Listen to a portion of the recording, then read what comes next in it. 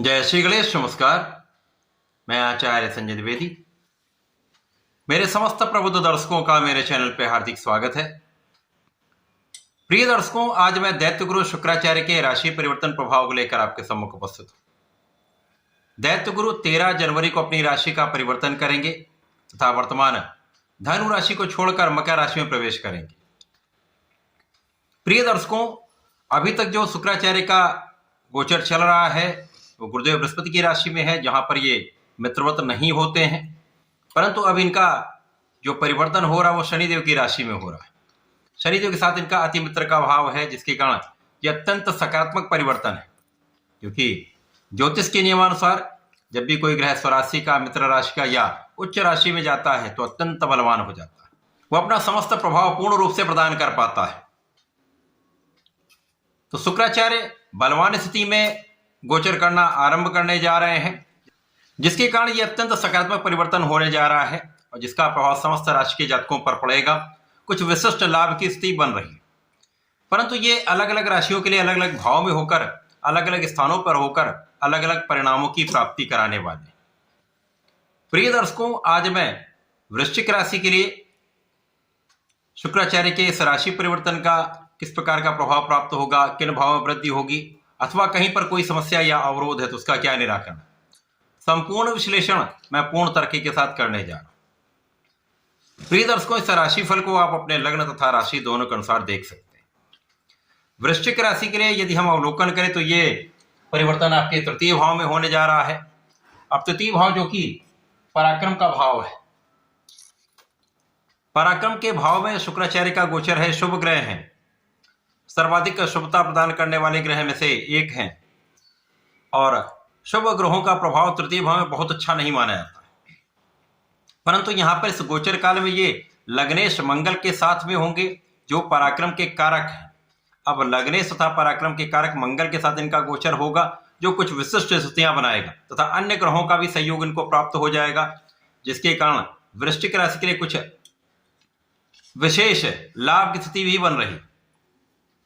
अब इस जगत के समस्त सुखों को प्रदान करने वाले, भूमि भवन का लाभ कराने वाले, बड़ी इंडस्ट्री में बड़े पद की प्राप्ति कराने वाले, बड़े व्यापार का लाभ कराने वाले, कला जगत में बड़े पद की प्राप्ति कराने वाले, कला क्षेत्र से बड़े धन का लाभ कराने वाले, स्त्री सुख, संतान सुख देने वाले शुक्राचार्य, जो भोग विलास के भी कारक हैं तथा बड़े वाहन, बड़े घर तथा बड़े भूमि का योग बनाने वाले शुक्राचार्य तृतीय भाव में होकर, बलवान स्थिति में होकर आपके भाग्य को बलवान करने जा रहे।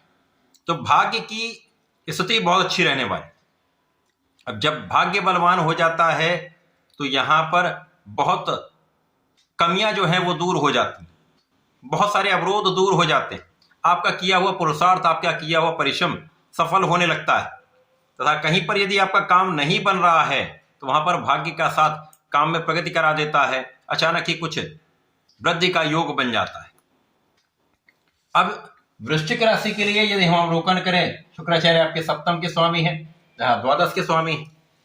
सप्तमेश तथा व्यय भाव के स्वामी का गोचर तृतीय भाव में। शुक्राचार्य के इस गोचर काल में जीवन साथी के साथ एक अच्छा सहयोग प्राप्त होता दिख रहा है। आपसी प्रेम में वृद्धि होगी। इस समय में जीवन साथी से लाभ की स्थिति बन रही। इसी प्रकार से समय यदि आप साझेदारी में कुछ कार्य करते हैं, व्यापार करते हैं, किसी प्रोफेशन में है, तो यहां पर निश्चित रूप से आपका लाभ बढ़ेगा। इस समय लाभ की स्थिति तो ठीक रहने वाली, कहीं पर कोई बड़ी समस्या नहीं। कुछ व्यय अवश्य इस समय में बढ़ेगा, कुछ व्यय का योग बढ़ रहा है क्योंकि कुछ यात्राएं आपकी हो सकती हैं। कुछ व्यापारिक यात्राओं से अच्छा लाभ आप अर्जित करने वाले हैं। आध्यात्मिक कार्यों में आपका कुछ व्यय हो सकता है, जो कहीं ना कहीं आपके लिए अच्छे प्रभाव देने वाला होगा। धर्म कर्म के कार्यों में व्यय तथा धार्मिक स्थानों का आप भ्रमण कर सकते हैं, जहां पर कुछ व्यय हो सकता है। इसी प्रकार से समय आपके ज्ञान की वृद्धि के लिए आप कुछ व्यय कर सकते हैं। कुछ विशिष्ट ज्ञान पाने के लिए आप कुछ वृद्धि कर सकते हैं, कुछ व्यय कर सकते हैं। इसी प्रकार से यदि विदेश जाकर आप धन अर्जन करना चाह रहे हैं, कुछ कार्य करना चाह रहे हैं, नौकरी करना चाह रहे हैं, तो यहां पर स्थितियां आपके पक्ष में दिख रही। इस समय में भाई बहनों का पूर्ण सहयोग मिलता है, विशेष रूप से स्त्रियों का पूर्ण सहयोग आपको प्राप्त होता है। इस समय में स्त्रियों का आदर सम्मान करना चाहिए तथा इस समय में माता का आशीर्वाद लेना चाहिए। यदि इस समय में आप माता का आशीर्वाद लेते हैं तो इस समय में आपके सुखों में वृद्धि निश्चित रूप से होगी। सुख संसाधन आपके अवश्य बढ़ेंगे तथा सुखों का लाभ आपको अवश्य प्राप्त होने वाला है। जिस राशि में शुक्राचार्य स्थित हैं उनके स्वामी की स्थिति यहाँ पर है, शनिदेव आपके पंचम भाव में है और इस गोचर काल में आपके कार्य क्षेत्र की स्थिति कहीं ना कहीं पहले से बेटर होनी स्टार्ट हो जाएगी। यहाँ पर उच्चाधिकारियों का साथ मिलना प्रारंभ हो जाएगा। उच्चाधिकारियों को जब साथ मिलता है तथा सहकर्मियों का जब साथ मिलता है तो आपके कार्य क्षेत्र में आपके किए हुए प्रयास पहले से अधिक अच्छे हो जाते हैं। तो यहाँ पर कुछ समस्याएं तो अवश्य होंगी, कुछ परिश्रम आपको अधिक करना पड़ सकता है, लेकिन लाभ निरंतर प्राप्त होता रहेगा। हो सकता है ये लाभ उतना ना हो जितना आपकी क्षमता है, जितना आपकी योग्यता है, परंतु बहुत कुछ कमी भी यहाँ पर नहीं होगी। इस समय में यदि आप अपने बुद्धि और विवेक का सही प्रयोग कर लेते हैं, इस समय यदि आप अपने कार्य क्षेत्र सही निर्णय लेते हैं तो समस्याएं कम होंगी।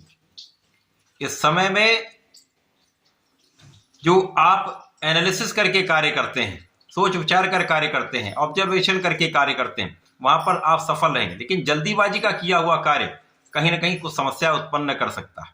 अतः इस समय में आपको पूर्ण रूप से धैर्य रखना चाहिए, क्योंकि इस समय में कुछ उतार चढ़ाव अवश्य होगा, कुछ व्यय भी अवश्य होंगे, कुछ तनाव भी बढ़ेगा, परंतु कुल मिलाकर ये सामान्य रूप से एक अच्छा परिवर्तन है जो आपके परिश्रम का लाभ तो अवश्य देगा।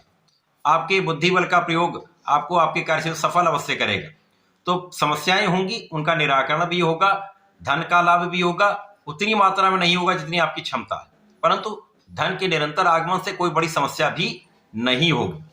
इस समय में आपको निरंतर नियमित रूप से भगवान शिव की आराधना करनी चाहिए, नमः शिवाय का जप करना चाहिए तथा भगवान शंकर मोचन के हनुमान चालीसा का नित्य पाठ करना चाहिए, जो आपके लिए अत्यंत आवश्यक है। तो ऐसा करके इसका लाभ लें। धन्यवाद, नमस्कार।